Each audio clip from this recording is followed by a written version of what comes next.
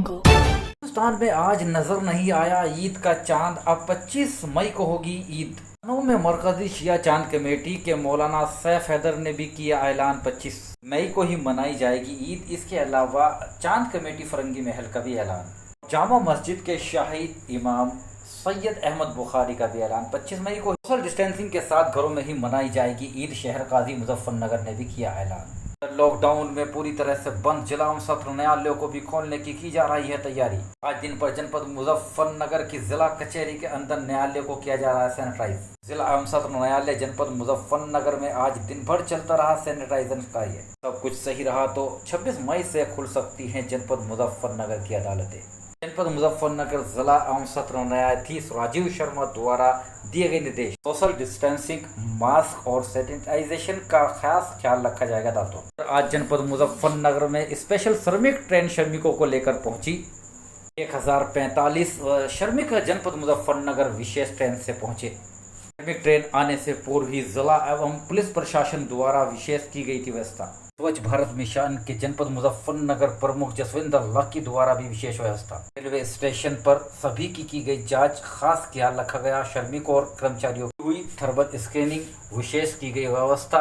Corona के positive जनपद मुजफ्फर तक हो चुके हैं 15, कुछ और सैंपल के आने का अभी इंतजार। उत्तर प्रदेश के मुख्यमंत्री योगी आदित्यनाथ ने आज फिर से साफ किया कि सभी श्रमिकों का ध्यान रखा जाए। श्रमिकों को उनके गृह जनपद तक पहुंचाया जाए, राशन उपलब्ध कराया जाए, जांच की जाए। मुख्यमंत्री योगी आदित्यनाथ द्वारा टीम 11 के साथ की गई विशेष बैठक के बाद अविनाश अवस्थी मुख्य सचिव गृह ने खास तौर से पत्रकारों से साझा किया और सरकार की मंशा बताई। मुजफ्फरनगर के जिलाधिकारी सेल्वा कुमारी जे और IAS ऑफिसर कुलदीप मीना सहित सभी अधिकारी स्टेशन पर रहे मौजूद और श्रमिकों की जांच कराई, व्यवस्था कराई। देख सकते नजारे। जनपद मुजफ्फरनगर की जिलाधिकारी सेल्वा कुमारी जे ने आज कुछ दुकानदारों को राहत दी। जनपद में 10 बजे से 4 बजे तक विशेष दुकानें खुल सकेंगी, सोशल डिस्टेंसिंग का ख्याल। जैसे ही आज देश भर के अंदर ईद का चांद नजर नहीं आया और साफ ऐलान कर दिया गया कि अब ईद जो है सोमवार 25 मई को ही मनाई जाएगी हिंदुस्तान के अंदर, तो खरीदारी का दौर चला। लेकिन इस बार लॉकडाउन और कोरोना के कारण बाजारों पर पूरा असर देखने को मिला। बाजार फीके नजर आए, जहां एक और बाजार गुलजार हो जा करते थे और ख़ास तौर से ख़रीदारी होती थी। दुकानों पर लंबी लंबी कतारें लगी जाती थी, लेकिन इस बार कोई ख़ास उत्साह नहीं देखा गया। चाहे किसी की दुकान हो, चाहे किराने की दुकान हो, चाहे सब्जी मंडी की दुकानें हो, कहीं पर भी कोई विशेष उत्साह नज़र नहीं आया। यह अलग बात है कि बाज़ारों में प्रातःकाल जब आज निर्धारित समय तक दुकानें खुली तो पहुँचे, लेकिन सभी दुकानदार खाली बैठे रहे। आप देख सकते हैं इस सर्राफे को, सर्राफा बाज़ार पूरी तरह से खाली नज़र आया, कोई ग्राहक उनको नज़र नहीं आया।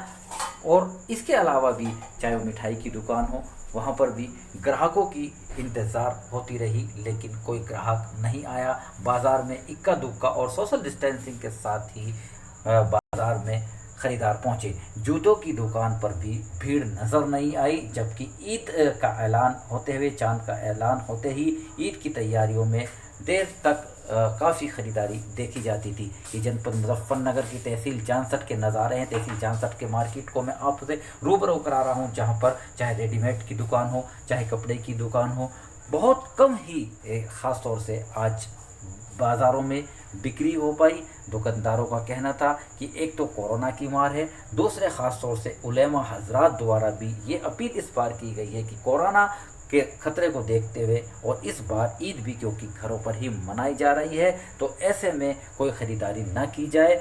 इससे ज़्यादा बेहतर यह होगा कि किसी गरीब व्यक्ति की मदद की जाए। आप देख सकते हैं ये जानसठ का नज़ारा है, बाज़ारों का नज़ारा है, पुलिस मुस्तैद है, लेकिन बाज़ारों में वो रौनक नहीं है जो कि हमेशा से रमज़ान के महीने में होती थी।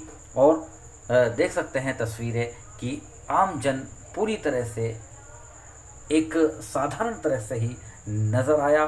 कोई विशेष व्यवस्था या कोई विशेष रौनक ख़ास तौर से ईद को लेकर कहीं भी किसी रूप में नज़र नहीं आ रही है। अति व्यस्तम आप चौराहा देख सकते हैं यहाँ पर, लेकिन फिर भी ये दुकानें सजी हुई हैं।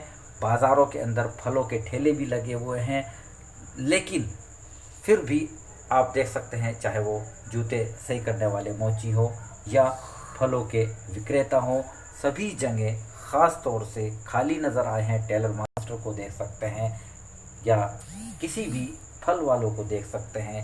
बाज़ार पूरी तरह से फीके ही नज़र आ रहे हैं। ये नज़ारा जनपद मुजफ्फरनगर के हर कस्बे और शहर का है। सऊदी के अंदर भी ख़ास तौर से 24 मई को ईद मनाई जा रही है, जबकि इंडिया में 25 मई सोमवार के रोज़ ही ईद मनाई जाएगी।